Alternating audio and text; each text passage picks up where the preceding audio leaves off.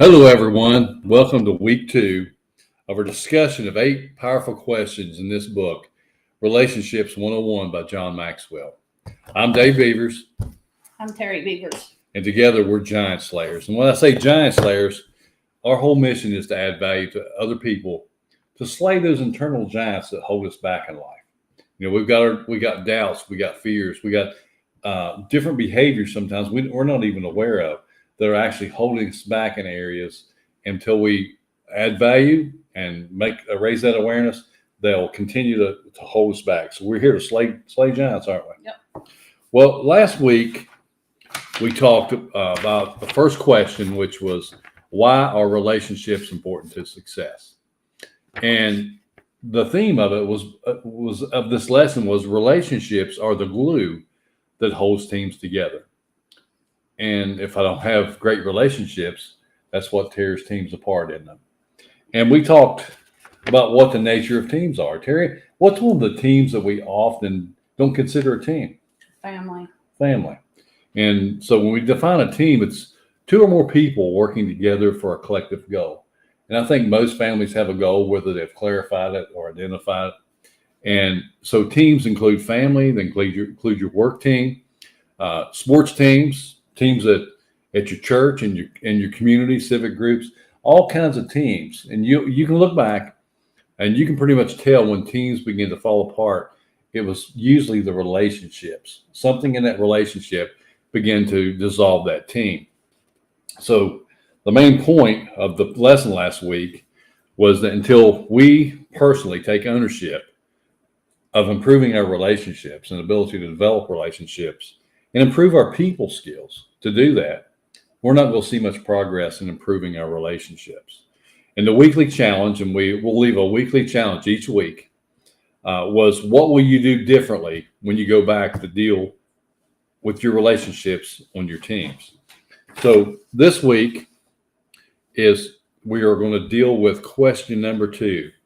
Terry, why don't you tell us what that question was and what the main theme of this one was? The quote that what do I need to know about others? And the quote is, people don't care how much you know until they know how much you care. So this entire lesson is going to deal with how can we let other people know that we care, and how can we actually genuinely care? Because, we're human.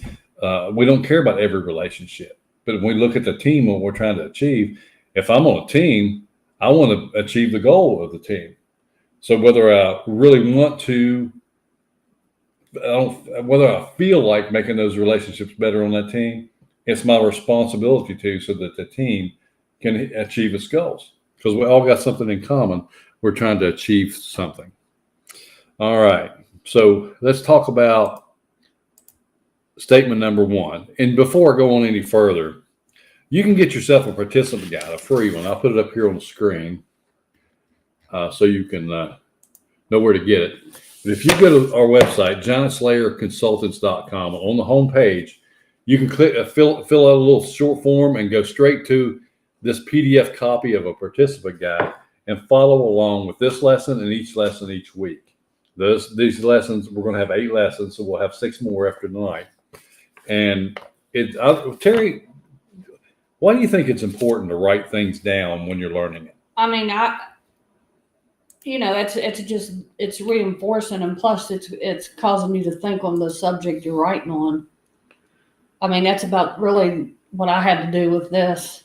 Mm-hmm. I mean, we went over it and read it, but until I wrote it, did I really capture the essence theme of and the yeah. essence? Yeah.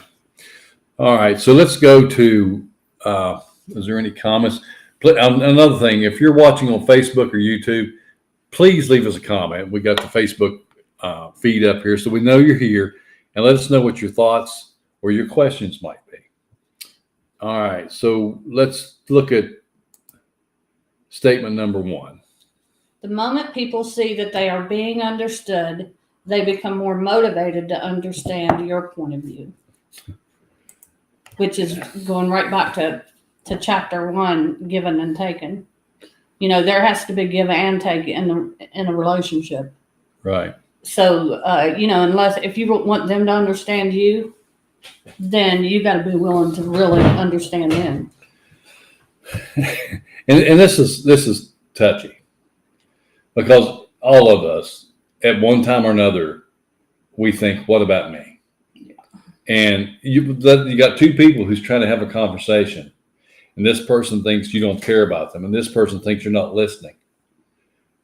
It's really all about us, and not us collectively, but individually. What about me? I'm trying to share something with you, and this person thinks, well, I don't really care. You don't really care about me. Mm-hmm. So we need to let that person know that we do care about them. Yeah. That takes practice. It doesn't happen overnight, does it? No. All right. Let's look at statement number 2 in your guide. More times than not, misunderstanding is the cause of division, more than just differing opinions and points of view. The book was talking about if we would learn to understand, then there'd be less divorces, less wars, less division, because nobody's stopping to understand the other person. Yeah. So you and I have been married for 40 years. Have we always had the same point of view? No, we still don't. We don't. And we've come to learn that if we both had the same point of view about everything, then one of us is probably unnecessary. Yeah. It's challenging to grow to the point where I want to be challenged by your point of view. I want to know what you're thinking and what you're feeling at the time. But at one time, for a long time, I wanted you to be just like me and think just like me about everything, didn't I? Yeah, did you get mad when I didn't? And how frustrating was that for you? You had your own mind. Yeah. You had your own person. And I was trying to take that away from you. Yep. So I was being selfish. I was being self-centered. I thought I was right. And because I thought I was right, I thought everybody ought to agree with me and we'd all be right. But come find out, there's a whole lot of things that I wasn't right about, or I didn't have the whole picture. My perspective was very limited. Mm-hmm. It was all about what I was thinking. All right. So we're going to talk about 4 major reasons that we fail to understand others. Now, Terry, what is that first reason? The first one is fear. That's probably the granddaddy of them all, isn't it? Yep. What do we do? What do we tend to do when we become afraid? When we either avoid or we attack, Mm-hmm. which damages the relationship. Classic fight or flight. Yep. So if we avoid someone in a relationship because they have a different point of view, then I'm leaving a lot of potential on the table. Because what was the scripture that you was talking about? When one can put 1,000 to flight, 2 can put 10,000 to flight, we become stronger. Our synchronicity begins to increase. We can accomplish so much more together than we can just individually. Yeah, we talked about like a vehicle. If only one person was going to, put a vehicle, make a vehicle, how long is it going to take them? It would take you weeks, if not months, Yeah. to build that vehicle. But now we've learned that this person can put the lights in, this person works on the motor, they're doing all their things. And when they come together, they put this thing together in hours, Yeah. rather than weeks or months. All right. So the first reason was fear, and I think that's the biggest reason. I think it's the reason the other 3 fall right underneath that. Yeah. So what's the next one? Self-centeredness. Well, what do you think about that? It's what we was talking about before. We're concerned about us and ourselves being understood, and that we know more and that we have all the answers. Mm-hmm. But if we keep that mindset, then we're not able to understand the ones we're with. Yeah. Well, it's natural. If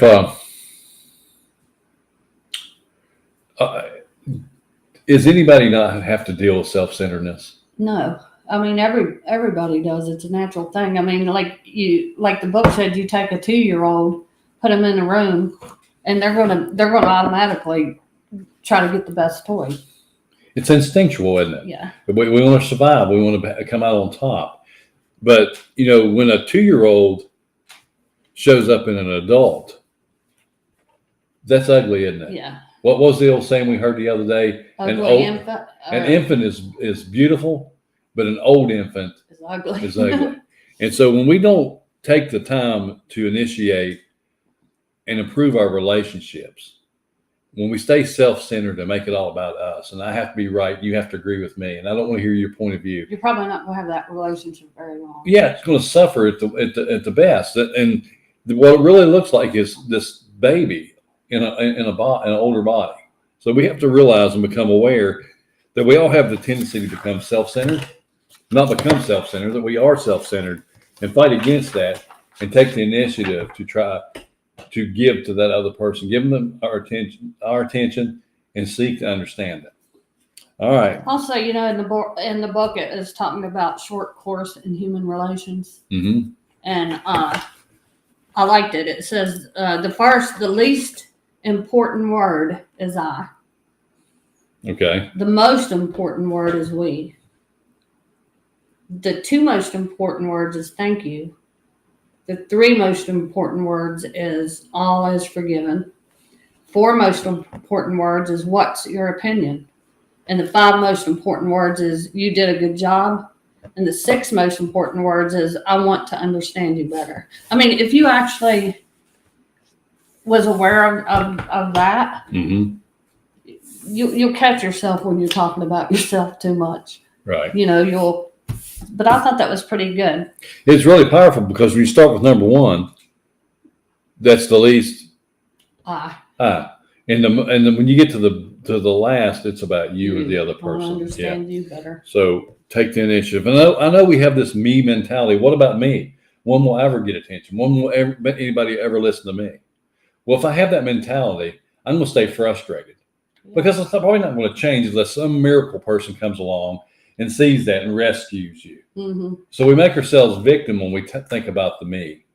Yep. So take that power back. I've got to initiate it. Even if I don't feel like someone's listening to me right now, someone has to go first.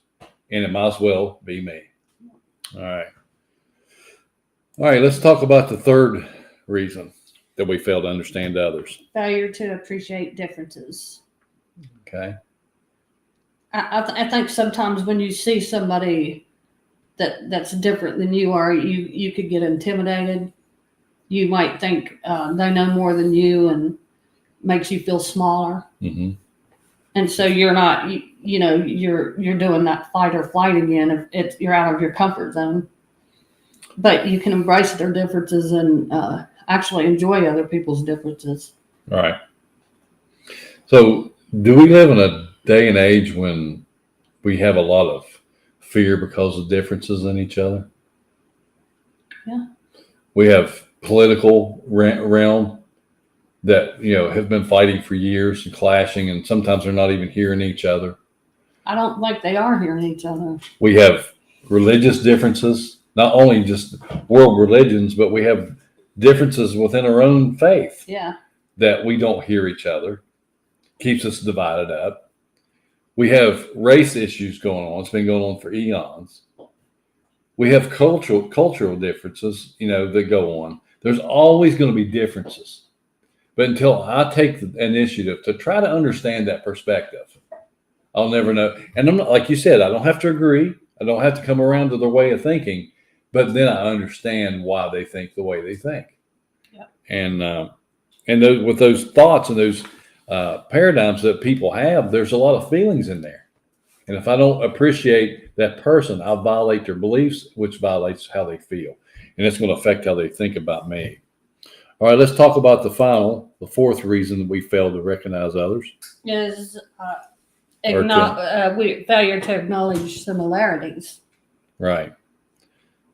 And what's your thoughts on that? I mean, that sounds like... Well, I mean, I think when you do see similarities, then you have a common ground. You got almost like a basis to start that relationship. Mm-hmm. But sometimes you're if there's a similar thing that you both do, you might think, well, they might be better than I am at this. Right. Which is bringing your thoughts back to you again.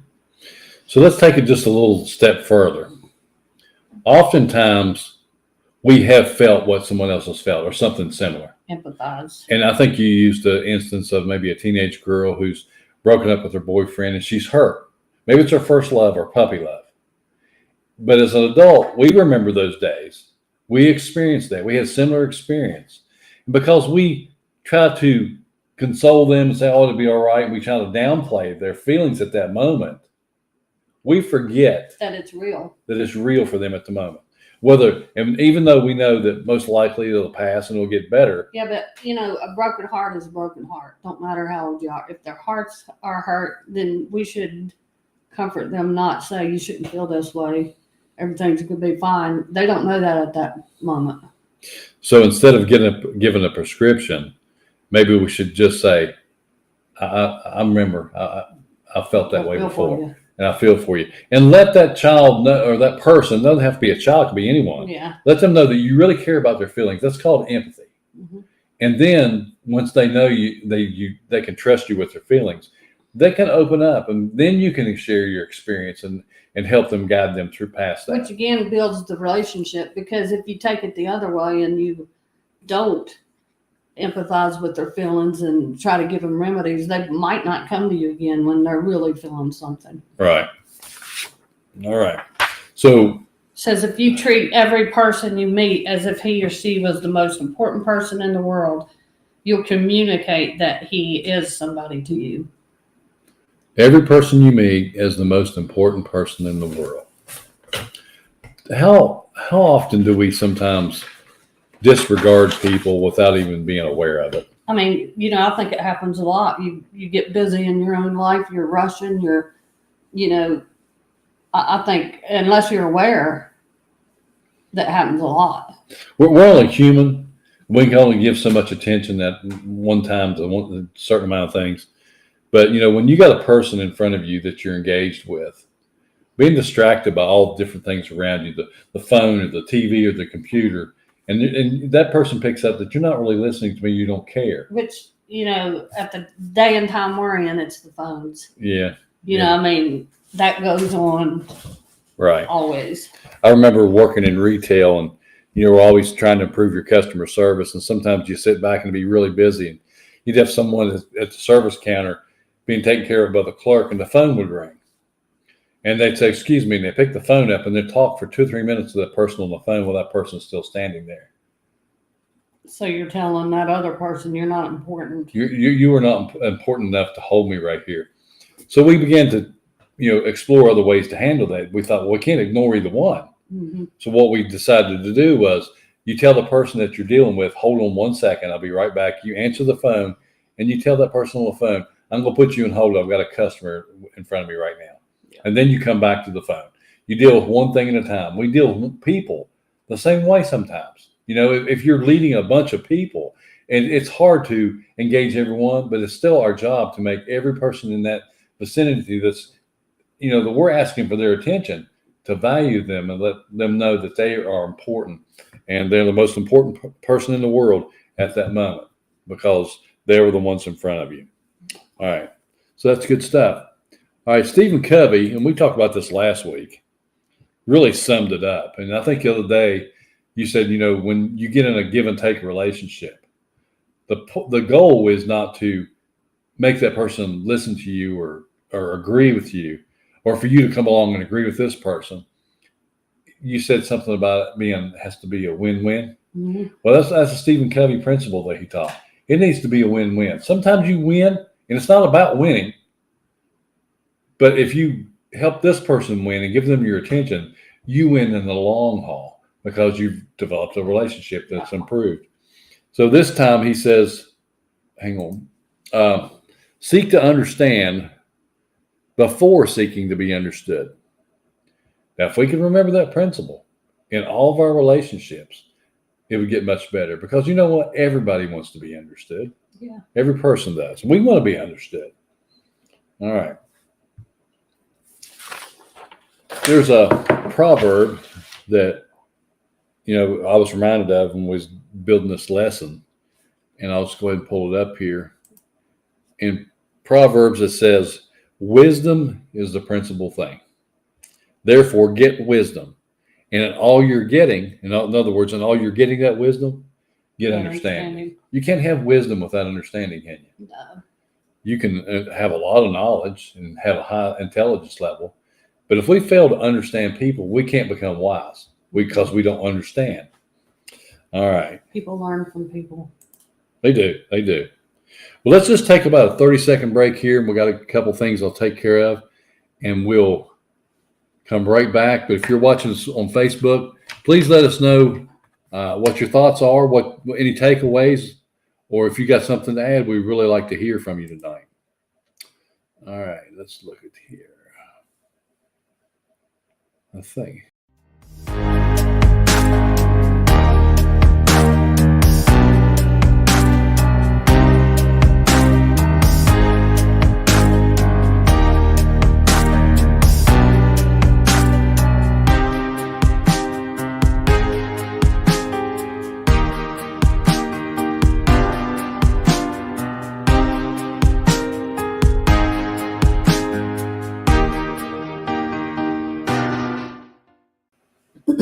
All right, we're back. Thanks for bearing with us. We're going to move into the home stretch here, and we're going to look at some things that we do need to understand about others. We just talked about the 4 fears. And Terry, what were those 4 fears? The first one was fear itself, wasn't it? Self-centeredness. Mm-hmm. Failure to recognize similarities and failures to recognize differences. Okay. So we had, and you said some great things on there too. So we're going to talk about the 5 things we need to understand if we're, to know about others so we can understand it better. All right. And I think this is some pretty interesting things. Until I read this book, I never thought about it on this level. All right. Let me get it up here on the screen and you'll see it too. And it's also in your workbook. All right. What's the first thing everybody needs to? Everybody wants to be somebody. What's that mean to you? They want to feel valued. Yeah. Everybody does. They want someone to look at them as valued. Everybody. Everybody. When adults are having their things, and sometimes kids haven't been taught, and they're rude and they're loud, and they don't know how to interject. But too often times I've seen parents just disregard the child, send them off to another room so they can do the adult things. How do you think that makes that child feel? I don't think it would make them feel very valuable. And I've watched you correct the child when they're trying to interject and being rude, and you've always said, "Be quiet. I'll be with you in just a minute. Hold on. I'll be right with you." You'd finish up what you're doing, and you come right back to that child, get down on your knees, and say, "Now, I want to hear what you got to say." You didn't disregard that child. Now, that carries over into adulthood too. And if that child always feels like no one wants to hear from them, they kind of shy back, don't they? They don't add value to a team with their opinions and ideas because they feel like nobody cares what they have to say. So everybody wants to be somebody. All right. So let's look at the second reason. What is the second reason? Nobody cares how much you know until he knows how much you care. We talked about that earlier. It's the whole theme, wasn't it? Yeah. All right. So we won't. And the book was talking about people are your greatest assets and your greatest liabilities. Yeah. Yeah. So if you have a good relationship and you're working together, greatest asset. But if the relationship's terrible, they can be your biggest liability. Mm-hmm. So true. All right, let's talk about the third reason, or third thing we need to know. Everybody needs somebody. Is there such thing as a self-made person? Nope. Have you heard that before? I've heard that, but it's impossible God didn't even design it to be that way. You start out with an infant and you got to have complete care. So it starts there. You already have parents that's taking care of you. And so there's no such thing as a self-made person, because I didn't change my own diapers and I didn't fix my own bottle and I didn't put myself through school. We just get to a certain place where you're independent. But even then, people open doors of opportunity for you. So we don't make it on our own. Everybody needs somebody. Let's look at the fourth one. The quote, I thought where Solomon's in the scripture says 2 are better than 1 because they have a good return for their work. if one falls down, his friends can help him up, but I pity the man who falls and has no one. Also, if two lie down together, they'll keep warm, but how can one keep warm alone? Though one may be overpowered, two can defend themselves. A cord of three strands is not quickly broken. So we need each other, don't we? Yes. Plain and simple. Because you know what? We're all going to fall sometime. And if we're too proud to ask for help, then we're probably not going to get it. So if we have the mindset that I'm doing this myself, I'm less likely to ask for help. All right. All right, let's talk about the fourth thing we should understand about others. Everybody can be somebody when somebody understands and believes in them. Okay. What's your thoughts? I think that everyone has potential, and that's what we have to focus on, the potential that's in them, and we motivate them and we build them. Everybody has potential? Everybody does. Do we oftentimes label people or make assumptions or judgments based off of their current results or the past results? Yeah. They might be living on a scale of 1 to 10 as far as reaching their potential. They might be operating at a 2 or 3 or 4. And we know something about their past. So we look at that sometimes and make a judgment that they don't have much potential. I mean, a great example is the people that's addicted to drugs. Mm-hmm. And so many people label them as nobodies, no good for nothing. But they are. They also have potential. There's gifts in them, and there's talents in them, and we can't write them off as nobody. Yeah. Now it's always up to them to live up to that potential, but it's kind of hard for them to live up to that potential if they can't see it for themselves. No, but we can, if we know them, we can bring them back up and show them those things that's still in them. Yeah. Remind them of what they're good at. So what you're saying is, if they can't see their own potential, we can help them see it, can't we? And believe in them. You know, that's faith. Yeah. You know, it takes no effort to look at someone's results and believe whether they can succeed or not. If someone's succeeding, it's easy to have faith in that person because we've seen the results. But someone who hasn't succeeded yet, it takes faith to believe that they can change and that they might change. It's something we haven't seen yet. So we have faith and believe in them, and we speak it like God does. Speak those things that are not as though they are, and keep speaking it long enough, and maybe, just maybe, it kind of reminds me of Joyce Myers was talking one time about her employees, and one woman didn't have faith in herself and was always afraid that she was messing up, she wasn't doing good enough, and yet Joyce could see that she had great potential in her of the job. So what she did was she promoted her. And she said that the woman started dressing better and started doing her job, started having confidence because somebody believed in her. She started living up to those expectations and reaching that potential. So that's a great example. Now, I've heard a lot of stories of the same, of people in the military giving someone an award before they actually did it. And this person actually lived up to those expectations. Because if we believe in somebody, they want to prove to us that we made a good call to believe in them, and they want to live up to our expectations. Well, it helps them believe in themselves too. Yeah. All right, let's talk about the fifth thing we need to understand. Anybody who helps somebody influences a lot of somebody's. Yeah. So that one person that you help, that mother who maybe has children, if you can help that mother, you help those children too, don't you? Yeah, and also that mother may go help other mothers. It's limited. The sky's the limit. You always pass on the things that you have, whether it's good or bad. Right. And you know, if we just focus on at least helping one person at a time, it's hard to tell how many people we actually help with that ripple effect. People we may never see, ever meet, might be generations down the road. They never know. Because someone turned their life around and become successful and helped all these people. Some people break generational curses in their family that's been going on for generations, and someone helped this person to turn that whole family around. All right. Well, what's the main point of this lesson tonight? To understand another is a choice. Sometimes it takes learning. which is what we're doing, learning how to Yeah. have a better relationship. To What's our understand, part? to understand others is a choice. Yes. Doesn't always come naturally, does it? No. So we have to raise our own self-awareness to see where we're at in that, how understanding I am. And if I'm not, there's hope in there. Mhm. We can learn to do it. All right. So the weekly challenge this week will be, who will you intentionally seek to understand this week? Now think about one person. You should seek to understand me. Yeah, I do all the time. That's impossible.